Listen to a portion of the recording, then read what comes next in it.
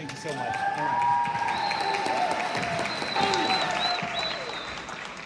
Hello, everybody. My name is James Case. I'm a dean of students at a small county, Nassau, up near Jacksonville, right before you hit Georgia. And I want to start by just saying thank you so much for everything that you guys have done this week. Last year, I got to be a participant. This year, I got to facilitate. And I'm just always leaving so inspired and motivated. These kind of conferences always confirm what I think I already know, which is we work with the most amazing people in the world. They care about more than a paycheck. They care about people. You just can't fake that.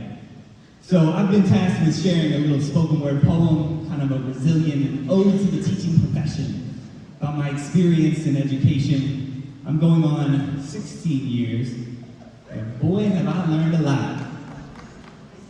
Maybe you can relate. You see, I used to think that teaching was all about creating lessons, being on time for meetings, but that's not even the hard part. I found that it's connecting, finding meaning for the students where their minds and their hearts are. But all of our real teachers know that our true job starts when we find out where their scars are. When it becomes less about that light bulb that's going off in their head, because we're more worried about whether they got a meal last night before bed. When they tell you about the weekend and it doesn't sit right what they said, you know, the ones who never have a pencil, even though the life has got no shortage of lead. And so what do? Well, I think you know. We spend our own money and we make sure that they're fed. We've got a drawer full of granola bars, and that boy Connor, he's late to your class every day. He kind of smells bad, but don't lie. You know that he stole your heart. And that one day when he wakes up and he turns in that paper and he shows his spark, well, I submit to you, that's why we do it. Check me out. Look, ladies and gentlemen, I see what you're doing. It's hard for the students. And COVID was rude and canceled their schooling, so you got to zoom and no training included and kept it on moving and made sure to call Diane and Kevin and Susan, because they always snoozing. And then we came back, parents could choose if they wanted at home or in person, and you're only human, but you made it work. I mean, I don't know how to describe you. But I got some inspiration from the leadership team last week, and listen, superhero, that's the word. I mean, we had a global pandemic in the middle of an election, but you had a mission, and so you were undeterred. I just hope you always know what you're worth. And listen, even though I know sometimes it feels like we're never going to see it in what we're paid, I promise that you'll see it in all of the differences that you've made. I promise there is something special about the people who choose this trade, and for all of those who stay, even though your hair turns gray.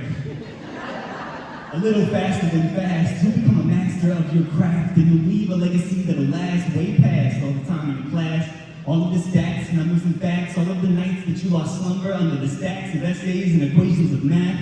What you'll remember is all of the laughs, all of the smiles you had, the memories you shared with those students who couldn't stay away. They had to come back and tell you that because you cared, you became a cornerstone in their dream chase.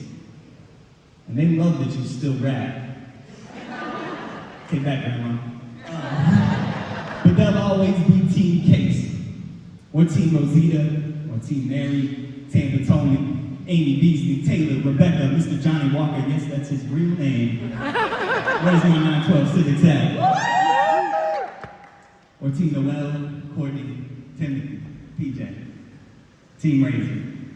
And you'll tell them, hey, keep being a dream chaser, because in this world it's not worth it if you settle for anything less.